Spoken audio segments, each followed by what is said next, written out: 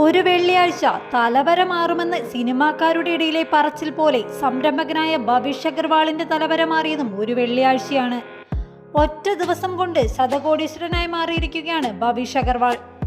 ഓല electric mobility ലിമിറ്റഡിന്റെ ഓഹരികൾ 20% ഉയർന്നതിനെ തുടർന്നാണ് അതിന്റെ സ്ഥാപകനായ ഈ 38-കാരൻ ഇന്ത്യയിലെ ശതകോടീശ്വരന്മാരിൽ ഒരാളായി മാറിയത്. വലിയ ബഹളങ്ങളോ ഇടിമുഴക്കങ്ങളോ ഇല്ലാതെയായിരുന്നു ഒലയുടെ ഓഹരി വിപണിയിലേക്കുള്ള അരങ്ങേറ്റം. 76 രൂപയ്ക്ക് ലിസ്റ്റ് ചെയ്ത ഓഹരി ഉച്ചയോടെ 20% ഉയരുകയായിരുന്നു. ഇതോടെ കമ്പനിയുടെ 36.94% ഓഹരികൾ കൈവശം വെച്ചിരുന്ന അഗർവാളിന്റെ ആസ്തി 12,104 കോടി രൂപയിൽ, അതായത് ഏകദേശം $1.44 ബില്യൺ എത്തിയിരിക്കുകയാണ്.